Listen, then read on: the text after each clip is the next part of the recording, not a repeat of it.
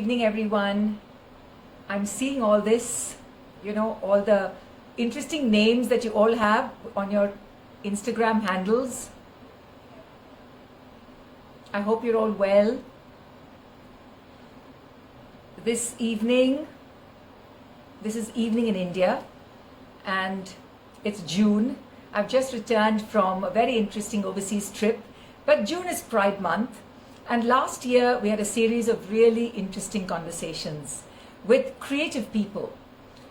Terms of binary, non-binary, these have emerged as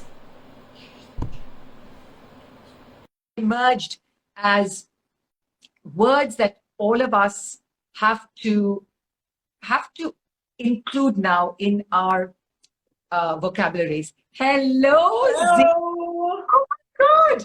This is my guest, everyone. Hello, world. I'm Anita Ratnam. You know it's on my handle, but here I am with a fabulous Zeeshan. Zeesh, I've been stalking you for the last several months, my dear. Same. Oh my God. Look, I dressed up with this little corsage thing. I love it. I love it. I love it. I am in love. You know, Anita ji, I have been following you since your video went viral. I remember you were showcasing your beautiful collection of saris and you were talking about each piece and how it was weaved.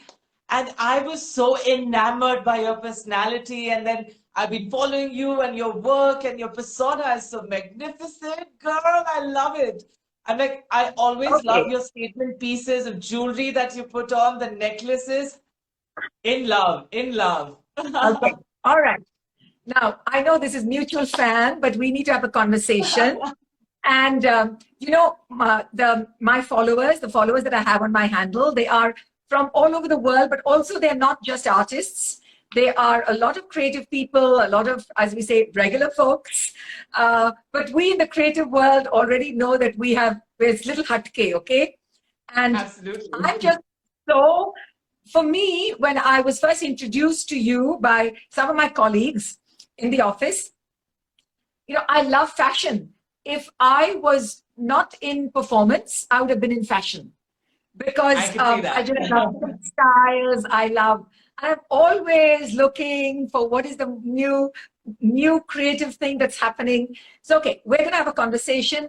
For all of you who are tuning in, this is Zeesh, Zeeshan Ali. But look, his Instagram handle, if you have a second device, stay on this conversation, but go on to Zeesh, which is Z. Is it triple E? Z triple E double S and double H, I believe. Okay. I couldn't find Zeesh, so I had to make do. Yes. So did you get that? It's Zeesh, which is Z, triple E, double S, and double H. Now, if you go on to that, you'll see every frame is poetry. It is so beautiful. And how does one categorize an artist like Zeesh?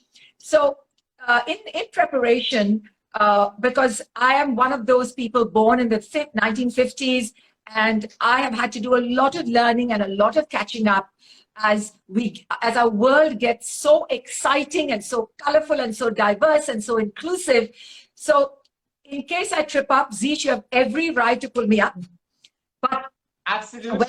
I'm here for it. when we go, whenever we go on webinars, now the thing is what are your pronouns? So I'll say it's her, hers, she, right? She, her, hers. And you're okay by being identified with she, they, he. It doesn't matter, right? I'll give you a little brief about gender identities and pronouns, right? Right. For each one, the gender identity is very specific and very well constructed. Some are still learning, some are still understanding and finding their own gender identity in this vast world in so many ways. For me, I identify between gender non-binary to a gender flux. So it's kind of something that I'm trying to learn and figure out for myself because, gender identity is something, it's a process. You kind of have to figure out where do you resonate and which term do you resonate even? Or even sometimes you don't even resonate with any term and that's also all right. So my space is I am very comfortable with my inner being. I'm well aware of who I am as Zeeshan, and I love my body the way it is. I feel really empowered by my body. Hence, I came to a space where I was comfortable by being called he, she, they by any pronoun till it's with love and respect, right? That's the main thing. If it's with a derogation, anything can be hurtful and harmful. So I'm perfectly fine with all kind of pronouns till it's said with love and respect. I'm here for it. So I want to jump right into the conversation and ask you that you were sort of studying psychotherapy and decided that this is not for me. So Yeah, actually, I was studying physiotherapy. physiotherapy, Correct. yes. Yes. Physiotherapy. I was studying physiotherapy. I came to Bangalore around 10 years or so now. I'm born and raised in Mumbai. So I came to Bangalore 10 years ago, came as a physiotherapy student, did a year and a half, just realized that was not my tea, that was not my game. I was just not enjoying. It was not about the studying. I really loved studying. The only part, the space was so pulling me back personally, and it was just not a safe space, I would call for myself. And at that point of time, I was with my partner, who is a career counselor, and he was like, "You're going through so many issues. Let's just sit down and talk." And he did a session with me, just questioned and questioned and questioned. And through those questioning, a lot of things came out. And one was the thing that fashion should be something that I should look into. And so I did. I didn't tell my parents for a year and a half, got into a fashion school in Bangalore, INFD, and just worked. The first year just spent working, creating my portfolio, making sure that I'm getting all kind of content, that my portfolio is kind of presentable. And then year and a half, go tell my parents, okay, hey, I'm doing this. I'm excited about it. You can see the work that I've done already. And they were proud of it. And they supported me with that. And so Wow, that's so I got into fashion that amazing. way. That is so amazing. You know, the thing is, are you happy and grateful that you're living at this time in history? Because several Absolutely. generations, yeah, Absolutely. It's a privilege for us to be here alive at this time where, though it's not uh, accessibility and awareness is not there as much, but there is so much enough that I can still walk out of my house and feel a little bit amount of dignity, if not too much, you know. I'm super grateful, and I'm grateful for the people who've led the path that I'm able to walk on right now. The queer people from the trans folks and all of those people who've worked for years and years and years and gone through all the kind of discriminations. Thanks to them, I'm able to walk and showcase my pride right now. So, you know, kudos to them, I would say. can I tell you where you'll fit right in? Halloween in Greenwich Village, New York City. Yeah, I lived in New York for 10 years, and Lovely. that Halloween evening was just a riot in downtown I can Manhattan. imagine. A riot. And the cops, of course, would be there. And you know, the cops, all of them, well, they looked what we call at them straight, right? All these macho cops sit there, and they would be like, even their eyes would be like eyes wide open, because Right? everyone was like an avatar, you know, and people would be, they would take so much care in dressing. And you know where I was before I moved to New York City, Zeesh? I was in New Orleans. So I've been to Mardi Oh, Gras Ball. wow. The land of Yes. the bitches and the beauties. I love it. Oh, my dear, the Mardi Gras balls and the way they would It's dress up. insane, right? Oh, it was It's a insane. 1,000% more than New York. I mean, their hair, their makeup, and they would plan for months and months and months and get that gown or that outfit done. Yes. So, but that brings me to, when I look at your Instagram, every post that you do is like a story in itself, right? And Yes. and of course, it must have taken you a lot of time to get to a point where you were both confident of what you wanted to say. It was coming from a place of integrity and honesty, which is yourself. And it wasn't Yes. about purposely wanting to be provocative. But coming from the space of dance, I was very interested in how you caught the avatar of Mohini from Indian, from Yeah. the Indian myth. And it is along with Brihanala in the Mahabharata, where Arjuna is a woman for a year. Yeah. It is and Shikhandi also. Yeah. So these are interesting tropes, aren't they? But what is it about? What is it about the Mohini story that attracted you? I really feel Mohini was just portrayed as an enchantress, right?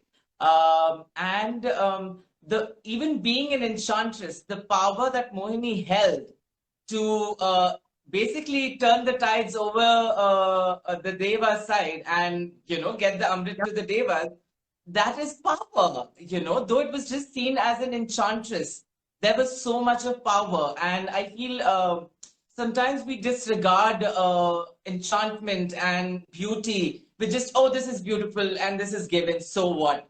But that is power in its own sense in so many ways. And just to adorn Mohini's avatar in a way and just be in that space mentally, walking on the streets, right? We did the shoot specifically, a lot was done on the streets of Mumbai. The way the relation of Mohini walking down the street and the way people reacted was such a performance in its own sense, which was so interesting about the whole shoot. Even the photographer, Sonak, who was an amazing photographer from New York, we worked together. Janvi, who was the stylist. It was such an amazing collaborative piece, and just understanding the relation of enchantment and how it's viewed by people outside was really interesting. And just, beauty. That was just brilliant about it. Yeah. So to come to a point when you can collaborate with photographers from wherever globally, and to be able to tell a story in the brief moment, like a minute or 2 minutes, Yeah. There must have been such a process of trial and error for you. You say you've been working at it like 7, 8 years. And all this, the Instagram, all this is so, relatively new for all of us, getting to know about the world. So are you an adept videographer and a photographer yourself and an editor now of your own work? We are living in the world where if you are a small business or any form of entity or identity, you have to be your own photographer, you have to be your own videographer, you have to be your own makeup artist, you have to have knowledge of all the basic production skills. And I think that's in a way empowering in so many ways for young generations as well, because now everything is accessible, knowledge is out there. It's just how you use the knowledge and utilize it for your own growth and your community's growth matters. And I think it's been a process where I am technically technologically challenged, if I can say, but I am trying to educate myself in all ways possible. When I started off shooting in the earliest days, when no one was doing drag on a mainstream visual way in any way.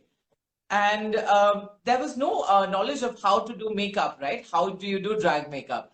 The only thing that was being taught in India was bridal makeup, glam makeup. No one was teaching drag makeup. No one was teaching avant-garde makeup or things like that. So it was just learning through YouTube, going and watching videos, practicing was something that I learned everything from. Even with photography, going to a window, keeping the phone on self-timer and in full geesh in my tiny little room, taking the shots. That's how it started. You have to start from somewhere. And once you start and once you put in all the love and efforts that you have, I think things catch on. It didn't started off shooting with a British photographer or an American photographer. It started off sitting at home, doing all by yourself and creating what you call art, maybe because others might not call it art, right? But what I believed was my art, I started putting out there, and things kind of slowly snowballed from there. Isn't it amazing, Zeeshan, that today the whole idea of beauty has also shifted, isn't it? It is absolutely right. Yeah, so I remember you're using RuPaul, Exactly. a drag artist, when 20 years ago, maybe even 20 earlier. years ago. Yeah, and it was quite unusual at that time that a Canadian, makeup brand, specifically for stage performers, with the kind of colors and the palette. Revolutionary. Yeah, and they had RuPaul. But of course, RuPaul is not the only one synonymous of, and there are, as you said, there's so many people in gender identity, sexual identity in a flux. And, but for many of us, that was a moment, that somebody Absolutely. was so, for us, like OTT, glamorous wigs, they do overdone mouth and strutting it, and, when the posters and Exactly. all the publicity. So I said, wow, Mac has really taken a plunge here, Changing It's the game, almost, changing the game almost. yeah. And the colors that they brought in, and it must have been such a wow moment for us, for the Indian skin, Absolutely. for the Indian palate. Absolutely. It was a wow moment. I mean, we got colors that we could never find before, you know. Right? But I want to come back to you because you were talking about the fact that when you were in your you know, physiotherapy class, and you were having these doubts, and you were having this kind of crisis, and your partner sat down and really probed and made you probe into yourself. I want to talk about relationships. Are you in Yeah. a relationship now? How difficult it for you to, find that simpatico? Because for me, from my point of view, even though I've been single for so long, I feel, is it lonely out there? Does it get lonely out there? Do you sometimes yearn to share something with somebody? I want to talk about Yeah, relationships. so I would tell you, starting up, I was in the longest of relationship for 7 years, with my partner who was in Bangalore. I was in Mumbai. The first year was long distance, and this is early age. I was like 19-ish or 20-ish when we met. And then I came to study physiotherapy, and that was in Bangalore, which also meant that we lived together. And we had an amazing 7 years, beautiful relationship. We were there for each other. We saw each other's growth. But at a certain point of time, we realized that this is it. I don't think so. This space is anymore helping each other. There was a point of, realization that our needs are different, our personalities are different, and this might not work going forward. So we took a very conscious decision of breaking up, and we were like, okay, see, it's good to be in a space where we can communicate and still be friends, then to reach a point where it's just abuses towards each other, right? So we took a very smart decision at a point of time, and we decided to separate. And we still are amazing friends because I believe, relationship dies, but then the love for that person never dies. Right? So the form of a That's very relationship kind of unusual. changes, right? That's It so, changed yeah. and evolved, but the love didn't die. The love still exists. It just transformed and transmuted from a physical and that form of love to a friendship and camaraderie sort of a love. And that was very beautiful. And also, I'm thankfully kind of very blessed when it comes to loneliness and all these issues. That is quite relevant in the queer community, right? It's very relevant, specifically in the queer community, because you do not have your family, you do not have a stable partner of sort, so it does get loneliness does creep on you. But I feel what helps specifically is having queer family, having queer circle, having the people in your life that can understand you, speak your own language, you know. Mm. So I've been really blessed that I have a sense of queer family, which I live with. I have a couple of friends very close by me in my house that are there for me whenever I feel lonely and I need to speak and I want to let it all out. So I've been very lucky, and also I've made sure that I put in efforts in maintaining these friendships, because these friendships have brought me out from the darkest of time and have held me high in my happiest of moments. So I'm a firm believer of queer family. It's the best thing that a homosexual or queer person can ask for, because they can respect you, understand you, and be with you without any unnecessary attachments or requirements, which I'm here for. So I know you've been on covers of magazines, and you are quite a star, my dear. But tell, but tell me, what pays the bills? What is the kind of activity that you do? Is Absolutely, honey, that's it important, fashion right? shows? We are business Yeah, people. exactly. We need to get that. So that was something which was really challenging for me coming in starting up in the industry, right? Because I didn't have any role models or mentor that were ready to guide me. As a drag artist, when I started off, there weren't any drag queens that were doing crazy stuff or in India at the moment. So I had to kind of navigate through all by myself, understand what goes, and learn basic things. For me, my major source of it. So I basically do. I would say drag is my medium to showcase my skills and my talents in a way. Drag is my drag identity is my mannequin to showcase all my skills and talents. So I'm a costume designer. I make my costumes. I even do custom orders. That's where I think I met with Seher as well. So I make headpieces and costumes. I'm a makeup artist and a body paint artist, so I do that. I'm also an energy healer, so I use energy to heal, pranic healing, if you might have heard. That I've also worked as a consultant with Lalit groups of hotels, and I do shows, drag shows, and so I invest myself into all forms of creative activities.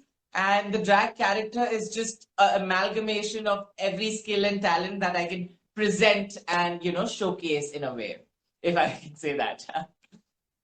Because some of your costumes look like they're gorgeous, but they look like they're really expensive. I mean, they look. Yeah, I think I really like to. I am. I don't like to put labels, but I really invest in my looks, visuals, because I personally am a very visual person. I'm not a dancer or that's an amazing skill, but sadly I don't have it. So I like to showcase my talents through costumes, and my performances are very theatrical. They're very conceptual. They're very thought out. It's all about reveals and showcasing layers of outfit. It's also talking about important concepts that are going around. It could also be something highly sexual and inappropriate to kind of make people think and question what's going around right now. I do a lot of acts about drug abuse and drug consumption in the queer community in so many ways. So these are the things that I really like to tackle through my performance art in a way. Yeah, because I think you may say, Zeeshan, that you're not a dancer, but you're a performer. So exactly. So a performance persona is very powerful, and as you said, very, very theatrical. So it's like you have all these multiple, it's like Durga with all her multiple hands, right? Each hand is capable of doing so many things. I think that. Is fabulous. Yeah, which is of course fabulous, because we have all these things that that's going on in our lives. But I'm so glad you spoke about relationships. But do you think, Zeeshan, that we need to have a kind of orientation, sexual orientation, about the fact that there are so many different kinds of people on this planet, and it should start in schools? I mean, have you ever gone to speak in schools or in...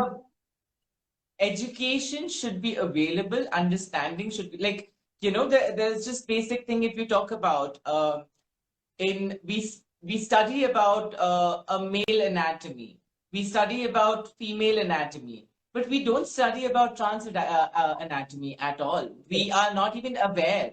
People who are educated and highly educated aren't aware about what's going on with a trans body and trans anatomy, right? These are even medical. In colleges, in medical education, it's not thought about it, and that is such an unjust thing, right? Because imagine the kind of medical treatment that trans bodies get right now. It's really scary. So I think education should be provided. Appropriate education should be provided. Absolutely.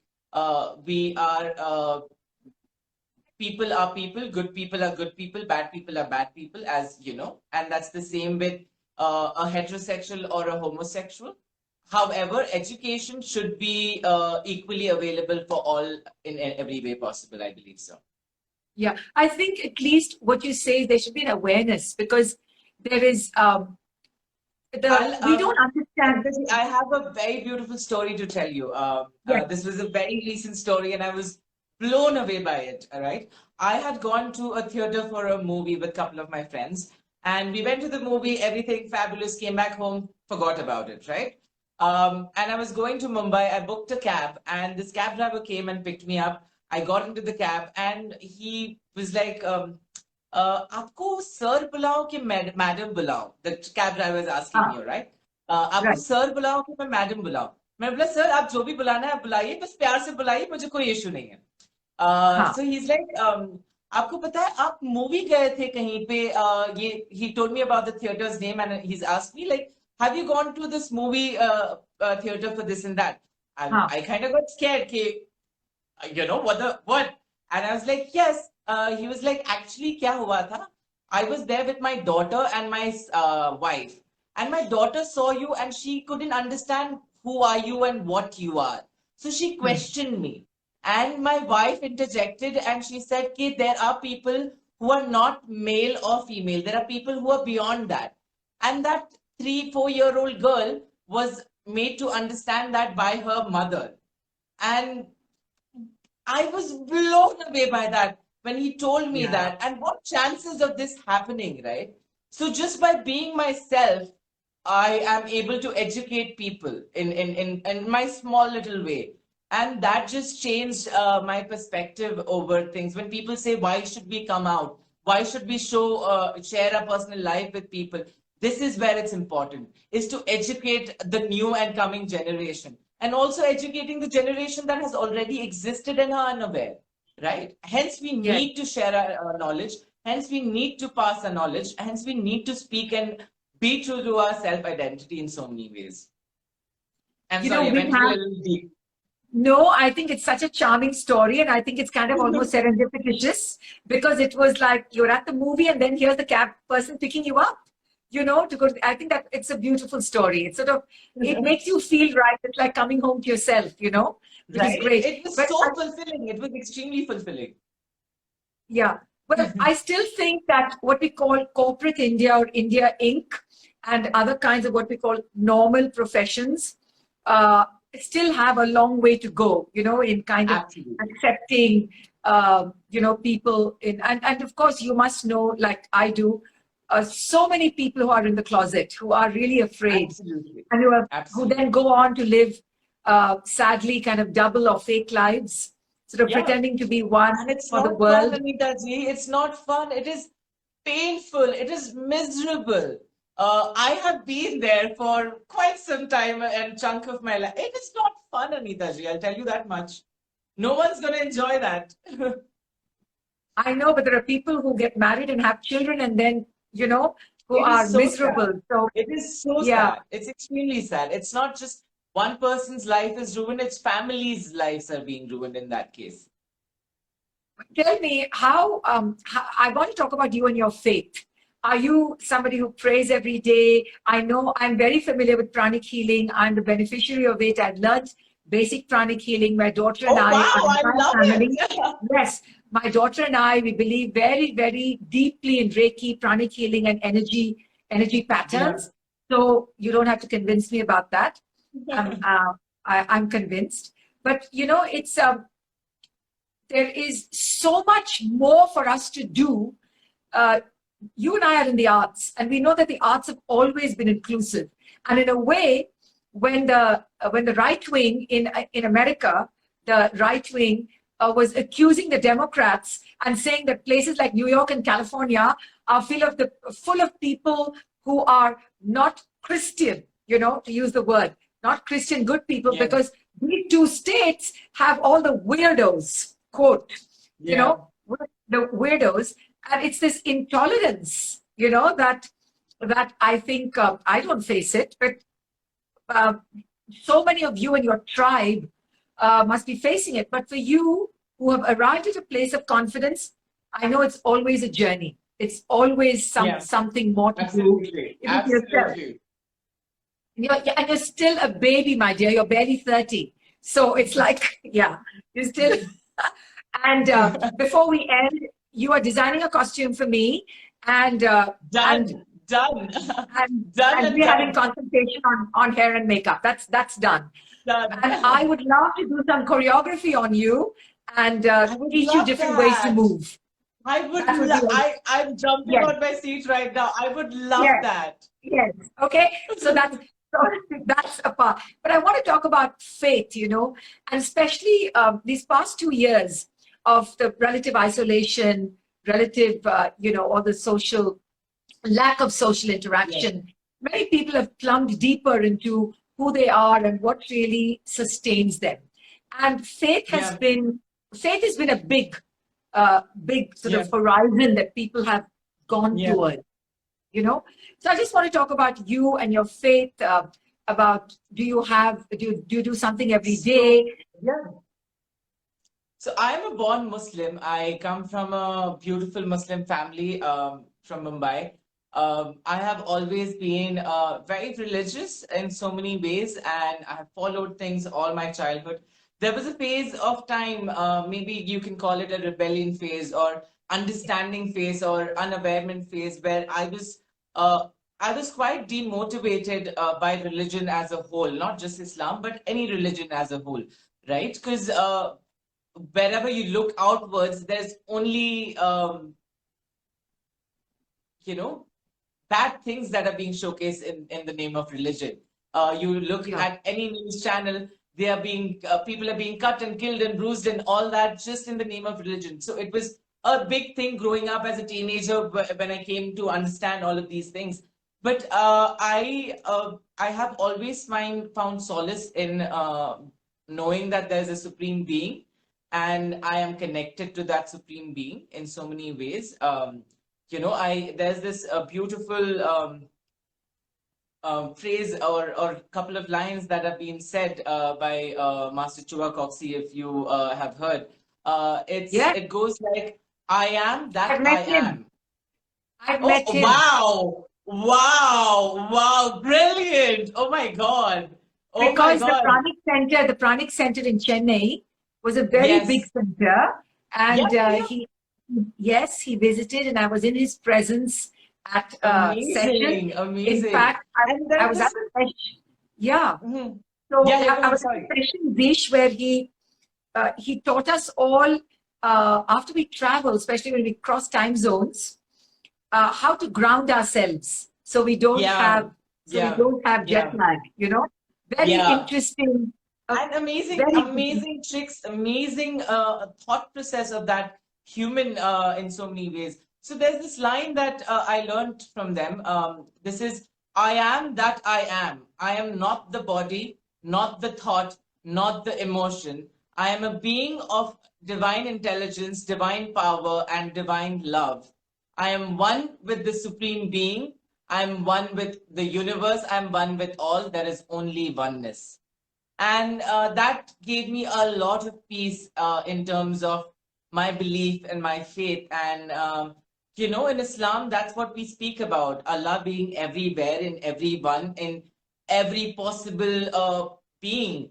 And so Allah is within me and I am within him in so many ways, and that is just perfect for me. I am at peace. Well, I think it must have taken a journey for you to come to arrive at that place. Absolutely, absolutely. Because right now, in the name of all religions, there is huge intolerance and Extreme. huge hate and huge violence. But people tend to forget, and I want to reach out to all of you who are watching, and for those who will be watching later on in the rebroadcast, that ancient India, as in lot of ancient cultures, the societies existed in multiple identities. So you've got to understand that. If I give you an example of in the Silappatikaram and in the Manimekalai, which are like two very important Jain and Buddhist texts. There are passages in which they describe the town of Puhar, and they describe the many communities that live in those streets. And the communities of difference are also recognized. That the fact that they were there. So it's not Yeah. it's not something that is sort of new or something that the modern world has, It's thrown always up, or existed. it's not an aberration. In fact, if people look into people who love Rumi so much, and if you look and study his life, there is a portion of his life that discusses his relationship with a Turkish Darwish kind of person called Yeah. Shab. Yes. And, Yes. so you've got to look at it as with those kind of eyes rather than Exactly. this and that, black and white. And people like you are really an inspiration. It's not just, this is Pride Month, we know. And I know this is a time where there's a lot more, maybe optics, the lens is maybe focused, maybe you get more airtime, maybe you're asked for opinions, but you live Pride every day. Every day, every single day. Every day that I get out, wake up, walk on the street, I have to remember who I am and find power in that to be and exist in its own way, right? Yeah. Anita ji, I am one of the things which really I feel really happy about doing this conversation and meeting you first. A big fan. Let's never forget that. I'm a super fan over here. I was so inspired by your initiative of doing these conversations, right? And I have come across parents who, highly educated parents. I know a friend whose mom is a psychologist and couldn't accept their son's homosexuality, right? And I also know another friend whose mom was 70-year-old or so at that point of time, an uneducated woman. When that friend came out to her, she accepted the child, right? Clearly, education has no play in the acceptance. How was understanding sexuality and LGBTQIA for you in so many ways? Because I'm sure growing up, you also raised in the society where certain norms are there, right? So when these things were started popping up, how did you understand? And I would love to know. I'm sorry if I'm asking you from You your know, side. the thing is, I would say that I lived what I would call a fairly sheltered with amazing parents. Lovely. But when I went to New York and I was age 21 and I was working in television, and of course, you get all kinds of people. And there was, we had a camera person, I forget her name, but she was gay. Okay. And Okay. in New York, you don't advertise who you are. You are who you are. You come and you do your work. You're right. But and she was gay, and she was obviously she had masculine energy. She had the kind of alpha energy. Yeah. But she was a great person to work with. I mean, a great person to work with. She was there all the time. She was there. She had my back. She would wake up in the morning if I had to do something really early. She would be there. She would make sure that my makeup was okay. Sometimes we would be doing makeup in the rearview mirror of the car, and just getting ready and stuff. She was so amazing. She was amazing, and it was never about she would pay me compliments, and of course I knew she was gay, and she said, "I'm going to give you the best massage of your life." One day we were so tired, the two of us. We'd been walking on the streets, and she had been carrying this heavy camera. The cameras were very heavy then, and we were all both like flopped onto the couch, and it was like, "Oh my God, okay, turn on your stomach." And she gave me, "Oh my God," and I said, "Only somebody who understands a woman's body will be able to actually give you that kind of massage." It was like, it was epiphany for me. But as I would say New Orleans and New York were both the two cities in which I really came to understand, appreciate, acknowledge, and respect the difference, the difference, and just a diversity, that life was more than a rainbow. And, we didn't have all these alphabets then. LGBTQIA, it was just you were gay or you were lesbian at that point. I'm talking of 1980s, maybe queer. But all the terminologies have sort of come in a little later. And now, very, very correctly, I think they need to be spoken with respect. And those who don't understand it, I think we should be ready to always learn. Because I remember, I was in Melbourne 3 or 4 years ago, and I was taking a choreography class. And I was, the organizer came and said, "Can I just say there are lots of people here who are non-binary?" I said, "Fine." But I said, some of them will not be addressed as anything but they. So the term they is for me to address one person or a singular as they was not easy. For me. I can understand. A photographer who was photographing my my days and my visit to Melbourne was from Somalia and she was they. So I just decided that instead of trying to say that, I would just call them by name. And I asked them if that was okay. I didn't want to offend them, and that it was, I had so many people in class, and that I would prefer to address them by name. So I'm constantly learning. The organizers were very nervous because they felt maybe because I came from India that I may trip up. But I put it out there in the beginning of the class, and I said, we're still coming to grips. The use of pronouns, Zeeshan, is only the last 5 years. Asking people, what are your pronouns? Absolutely. So I'm learning, even in the conversation with the youth that I'm having, I'm learning all the time. But may I ask you, what do you put on your passport? At the moment, it's the way I am assigned by birth. It's he, him. Okay. So that's how, and that's the trouble that most of the trans identity kind of face in India, right? Yes. Is having, because for me, I have not disassociated from my from the body of origin. For me, I am very much in connect with my body.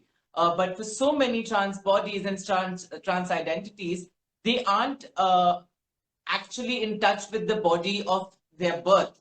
They completely believe that their body, they feel that their body is different, and that's what they think about in that way. So for them, it's very difficult to navigate, and that's where a lot of trauma comes in, and it's difficult. It's very difficult, and that's the reason I think we are working in and create. Like for an example, Anita ji, for an example, just as basic as that, every day, if I have to use a washroom at any restaurant, any place, anywhere, if I enter the men's washroom, the person will be like, "Oh, this is the men's washroom." I'm pulled out. If I go to the women's washroom, I'm being pulled out. So this is a problem that I face every day. At clubs, at the most, loving and accessible clubs in India in so many ways, there would always be this issue. Okay, whenever I go to a washroom, I will never be, if I'm going to the men's washroom, everyone in the washroom would be like, what the fuck is, what's happening? Because my hair is long and I love to be myself. That doesn't mean that I do not get hurt. I try to find power in myself. That doesn't mean that I do not get affected by other one's distaste and this encouragement in so many ways. So this is something that we queer folks have always been facing, right? And then when it comes to pronouns, I really feel the language is created to aid us. We are not created to aid the language, right? And hence, we as people need to put in the right efforts to educate ourselves first.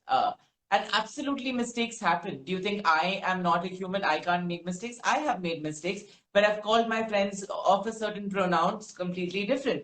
But I apologized. And I said, I'm so sorry. I will put in more effort. And that's all we need. No one wants to have a fight over pronouns. It's just knowing and acknowledging the person is here and is acknowledging you with love. That's all matters. That's all matters. Yes. Well, America is full of gender-neutral bathrooms now, my dear. It's all gender. There's a he, there's a she, and there's an all-gender bathroom. You can just go. Because I think the gay community and the LGBTQI community is really pushed for it. And yes, it can be something as simple as this. But it's like you go into one. So that is now mandated in malls, in restaurants, and they can't sort of sideline you on that. So I think that's big progress. I'll find out. I'm going to Europe soon, so I'll find out whether that's the case there as well. But maybe America not much in India at the moment. At the moment, we are still lagging behind when it comes to proper accessibilities in terms of for trans restrooms. Even with let's just say about there is no proper discrimination law for queer folks right now at play. Marriage equality is not there. You cannot, if I'm there with my partner for 20 years, if I die, my partner has no right in me, my property, or anything. So we are not yet acknowledged as individuals in India. And that's where the fight is. Like, a lot of people tell me, oh my God, you're so amazing. You should just move away to US or UK or so and so. But I'm like, no, I want to be here and see the change happen while being here and being one of the changes. Yes. And because, growing up, Anita ji, there was no one that I could look up to in TV, news, film industry, anywhere. I had no one. No one that was representing trans bodies, no one that was representing queer people. It was always a mockery. And now, when things are changing, I'm so glad I can be a voice for my people like me in so many ways. And that Yes. just changed my perspective in being visible in so many ways, Yeah. Yeah. I was watching Nawazuddin Siddiqui in this Tiger Shroff movie called Hero Panty 2. Yeah. And he's an amazing actor, right? He's this over the top. I would say what my parents' generation would call like a pansy, like, and he was playing it, flop wrist, but over made up. He Yeah. was fabulous. I mean, as an actor. But I was thinking, like, what was he trying to say? He was like he was this eccentric villain. He was the dark force. But Mhm. the way he big apple cheeks, huge red blobs here, and very very dark eyes, like goth makeup, big hair with a big poof and all that, and limp wrist. So I was trying to say, what are they trying to do? What are they trying? This is not doing any service. It's a disservice. Yes. Sort of overdoing a kind of Yes. a character.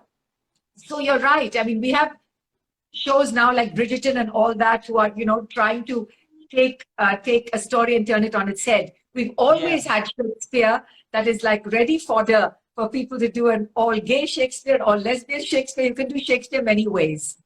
But Right.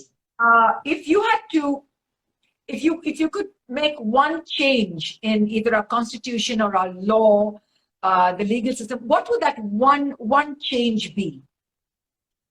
I think at the moment we really need to safeguard our young trans individuals. I really feel there needs to be some sort of protection, because these are, growing up, a mother will teach her daughter, kid, this is a wrong touch, this is a right touch, right? A mother will teach the daughter. A father will teach the son in a way. But sadly enough, conversations for trans people about touches are not given properly. And I feel there has to be proper education and spaces for trans kids to educate themselves. And I think what I could wish changes in India constitutionally is having a non-discrimination law for trans identity. Because even now, there are people being killed and stabbed just for being trans. So I feel, and not given proper positioning, work, or anything in that case. So I feel this would really help in terms of uplifting the community. And obviously, marriage equality is a conversation that is being spoken, and it's a constant debate that's being held at the Supreme Court. I think that is another change that we need to make to be in a progressive space as a country, Mm. and to I know. uphold the human rights of every individual. Thank you, Zeeshan. That's so beautifully said. P for privilege, P for passion, P for so many things, but prejudice too. P is also for prejudice. Absolutely. And I know Absolutely. of real cases during COVID where the trans community was not given the vaccine or not treated when they walked in, to take the vaccine. They were citizens of a country and they were treated so badly. So, Exactly. yeah. So until activists came and spoke up for them, the situation was not righted, because it's so easy to sort of make up your mind and sort of think of somebody as, odd, weird, etc. Yeah. So I think you are a brilliant role model, and I think you should just keep doing what you do. Thank you so Keep much. posting, keep making up those amazing stories, and ask the questions that you do. In one of your posts, you say how easily the humanity can be swayed to be indoctrinated to a certain kind of beauty or a certain kind of what is beautiful. But I think you are an amazingly gorgeous, drop dead, beautiful person. So he, him, they, she, hers, it doesn't matter. You are a beautiful soul, Zeeshan. It's been such a privilege. It's been an honor and a privilege to speak to you, Anita ji. I am so proud of this moment. This is going on my resume. Yeah. I love You're it. welcome. And for all of you who have been there and who are going to be watching this, please look up and follow Zeeshan. He's at ZEESSH. Zeesh. And of course, you'll know who it is because you'll see the most beautiful images. And I hope that this video is shared with many people in the gay, trans, queer community. I'm going to be tagging other friends that I know. And my children have grown up to be so comfortable with people of all denominations. I'm so proud of them, actually. I'm so glad. They're both single in their lives. About the raising that you've given your children, right? And that's the most beautiful part. Is educating, it's providing the right knowledge, and that's all we are asking for here. Yes, yes. So stay beautiful, stay gorgeous, and I'll see you very, very soon. And thank you all for watching. Thank you all for watching. And this has been my special guest, Zeeshan Ali, Instagram handle at Zeesh, ZEESSH. Thank you so much. And thank you. Love you all. Big hug. Yeah. Bye. Namaste, everyone. Bye.